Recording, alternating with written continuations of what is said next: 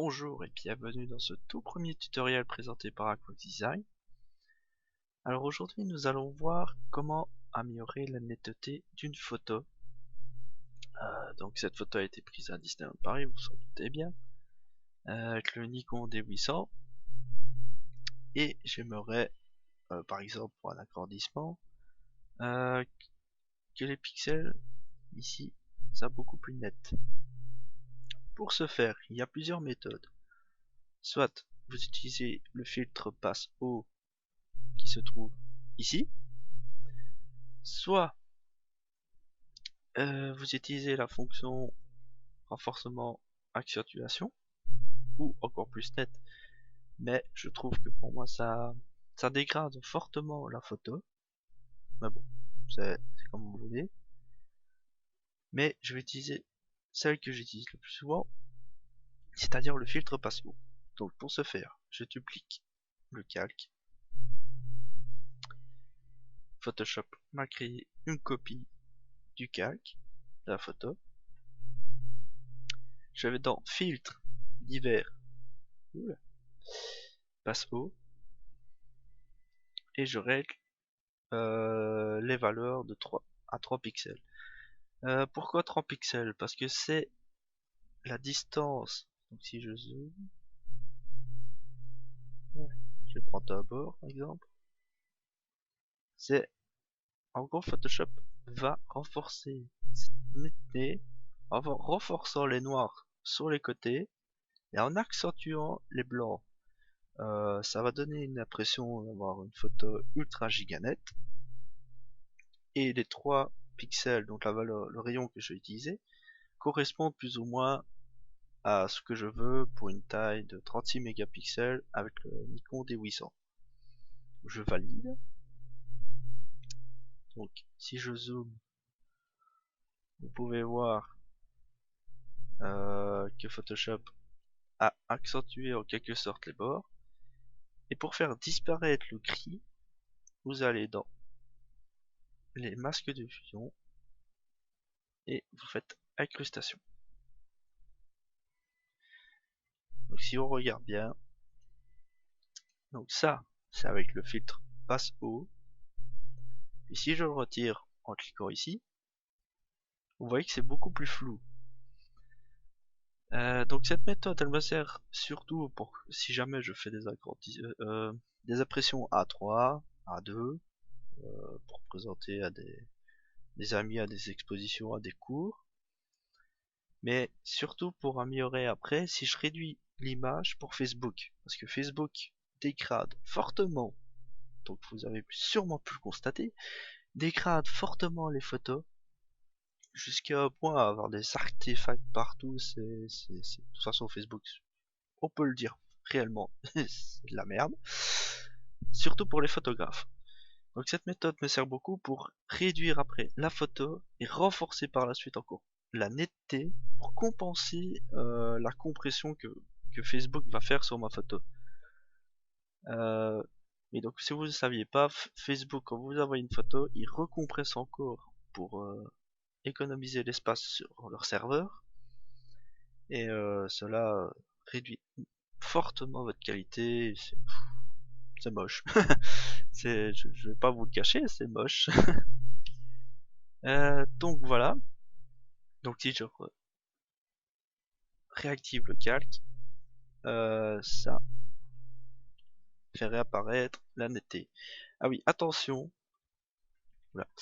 Si vous avez énormément de bruit sur votre photo, c'est-à-dire le petit grain qui vient apparaître dans les noirs de votre photo, si vous en avez énormément, essayez de traiter le bruit d'abord, puis ensuite réaliser le filtre passe haut, parce que sinon il va renforcer le bruit et euh, ça va être pas joli joli du tout. Après c'est votre photo. Bon, des fois le grain ça peut avoir un petit charme, hein, mais faut savoir maîtriser et ça. Moi j'y arrive pas encore pour avoir un bon grain comme en argentique on va dire, avec le noir et blanc surtout. Alors voilà, ça c'est une méthode pour les agrandissements. Ensuite, vous voulez envoyer votre photo sur Facebook, par exemple. Donc, on va réduire cette image parce que, comme vous pouvez le voir, 103 mégabytes, ça fait beaucoup pour une photo. En, en même temps, c'est pas la taille qu'on envoie sur Facebook. Donc, vous allez dans taille de l'image. Alors ici, la résolution est à 300 pixels par pouce. C'est la résolution pour la pression. Quand il est question d'envoyer sur le web, il faut mettre du 72 pixels par pouce et non 300 parce que je pense que le JPEG ne va pas le prendre correctement. Bah, plutôt le web ne va pas le prendre correctement, il va avoir une dégradation où il ne reconnaîtra pas le type de JPEG. Je sais pas si ça va déjà arriver, mais moi, en tout cas, une fois j'ai fait l'erreur de l'envoyer comme ça et ça s'affichait pas du tout. Mais bon, il faut mettre 72. Alors pour ma part, je mets à chaque fois le même format, 1000 sur 667 pixels, et vous mettez la méthode bilinéaire. Vous validez. Ensuite, vous pouvez zoomer. Et vous voyez que Photoshop n'a pas trop dégradé votre photo. Moi, c'est la méthode que j'utilise le plus, bilinéaire. Il y a aussi bicubic avec réduction. Mais je trouve pas ça très joli. C'est en fonction de tout le monde, c'est esthétique. Mais bon. Ensuite, je duplique encore le calque. CTRL J si vous voulez, vous faites glisser le calque d'arrière-plan. Je vais le faire pour vous. Supprimer, oui. Alors je duplique. Hop. Je vais dans filtre, renforcement, plus net. Et là, Photoshop va renforcer comme comme le filtre passe haut, donc c'est-à-dire qu'il va réaliser un filtre passe haut, puis il va directement le mettre en incrustation. Et donc là, hop. Et donc là, vous pouvez bien le voir. Il a accentué les pixels. Et cela vous permettra d'avoir une bonne qualité sur Facebook, sur tout site d'hébergement d'images, sur les forums, etc. Mais bon, il faut pas trop en abuser parce que c'est pas joli du tout quand on abuse. Regardez, si j'abuse, bon, je reprends le même avec le filtre plus net. Et là, non, ça ne va pas du tout. Mais il y en a qui aiment bien cet effet, je ne veux pas critiquer, mais pour les photos, c'est pas l'idéal. Donc je supprime ce calque. Et si vous voulez, vous trouvez que cet effet est un peu trop prononcé, vous réduisez son opacité. Allez, hop. Moi par exemple, sur mes photos Disney en HDR, je mets aux alentours de 70%, 70%. Et je n'ai plus qu'à fusionner et enregistrer sous avec le nom. Donc, photo exemple.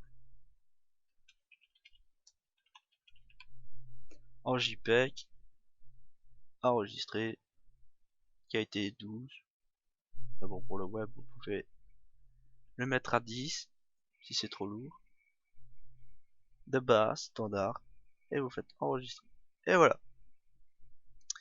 Donc c'était le tout premier tutoriel que je présentais pour vous via ma page. Il y en aura d'autres. Je vais peut-être voir comment vous présenter pour renforcer par exemple les contrastes. Récupérer les hauts de lumière, ça viendra aussi. Protéger sa photo en mettant un filigrane dessus. Ah, qu'est-ce qu'il y a d'autre? Je pourrais aussi vous parler de convertir votre photo en noir et blanc. Ensuite, renforcer les noirs pour avoir un bon rendu. Etc., etc. Je veux dire, les possibilités sont infinies pour vous présenter toutes mes petites astuces que je réalise lors de mes shootings. lors de mes retouches à Disneyland Paris. Donc je vous souhaite une bonne journée à tous et merci d'avoir regardé.